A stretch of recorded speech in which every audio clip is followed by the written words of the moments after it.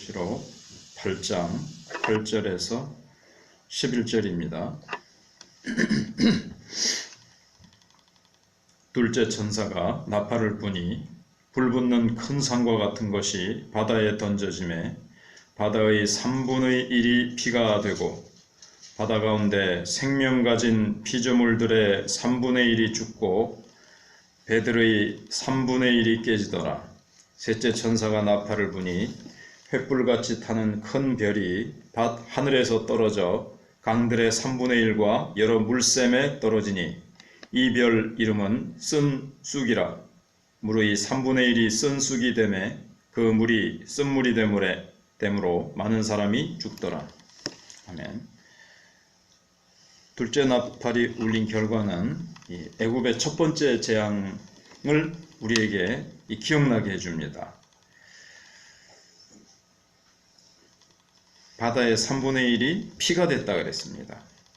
그리고 그 앞에 불붙는 둘째 천사가 나팔을 두 번째 나팔이 울려 퍼진 거죠. 그때 불붙는 큰 산과 같은 것이 이게 이제 화산 같은 거죠. 그리고 정확한 역사의 기록은 아니지만 아주 많은 그 전설 가운데 아틀란티스라는 이 섬이 있었는데 이 섬은 이제 화산 섬이었습니다. 근데 이게 이제 팡 터지면서 사라졌다는 거죠. 그리고 또 주후 79년에 베수비오 화산 폭발도 있었습니다. 그래서 성경에 있는 말씀대로 어떤 이런 큰 불붙는 큰 산이라는 화산섬 같은 것들이 그냥 화산이 폭발하면서 큰 섬이 통째로 바다 밑으로 깔아앉고 사라져버리고 그런 일들이 이제 있었다는 것을 우리가 역사나 전설 같은 것을 통해서 이제 알 수가 있고, 그 다음에 바다 가운데 생명 가진 피조물들의 3분의 1이 죽고 배들의 3분의 1이 깨지더라. 여기 이제 3분의 1이 깨지더라는 것은 이제 바다 교역하는 일에 어떤 큰 어려움이 이제 있어서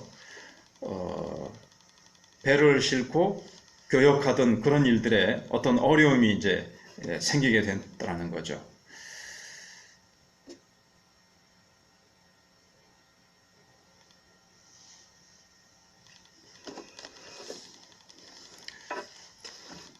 그리고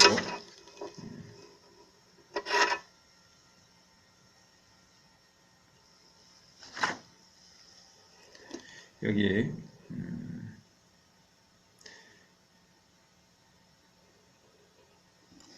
지나간 거지만 앞에 것을 생각을 해보면 그 기도의 향연이 올라가고 또 하나님께서 그 기도를 이제 받으시고 나중에 이제 불을 이제 쏟으셨습니다. 땅에 불을 담아다가 5절에 4절에 향연이 성도의 기도와 함께 천사의 손으로부터 하나님 앞으로 올라가는지라.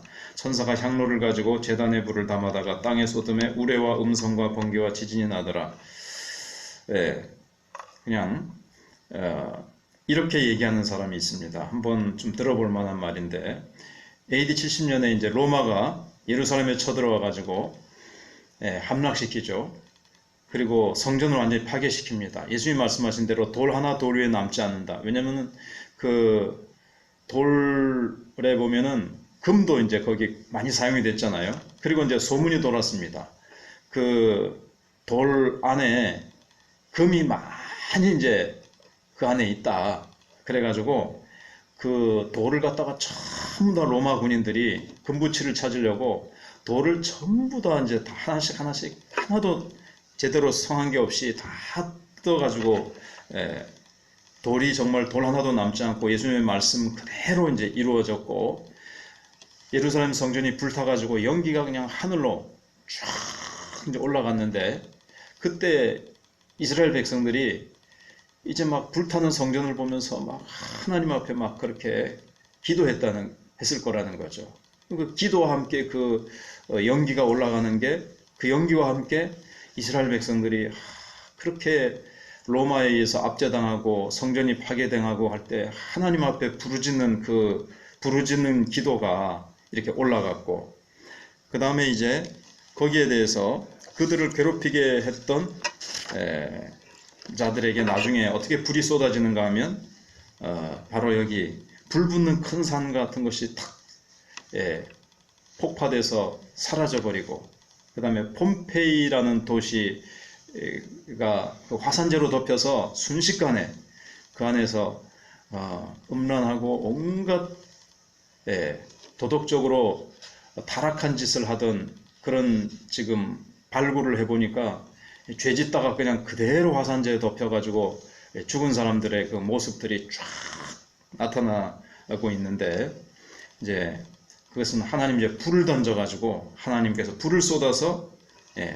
하나님께서 그 뭐라 그럴까요? 뭐 하나님 이제 보응해 주시는 그런 것을 이제 보게 되어집니다.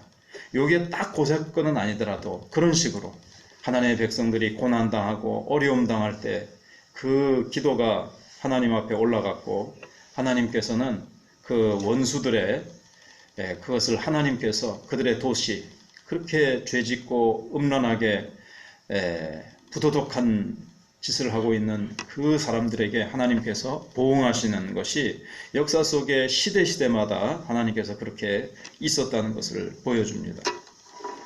그 다음에 이제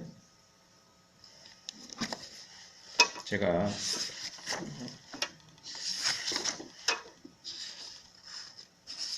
그 다음에 이제 셋째 나팔입니다. 10절에 셋째 천사가 나팔을 부니 횃불같이 타는 큰 별이 하늘에서 떨어져 강들의 3분의 1과 여러 물샘에서 떨어져서 이제 물이 어려움을 겪게 되어집니다. 그러면은 이 어떤 하늘에서 어떤 이제 징조가 있었겠죠. 그러면 정말로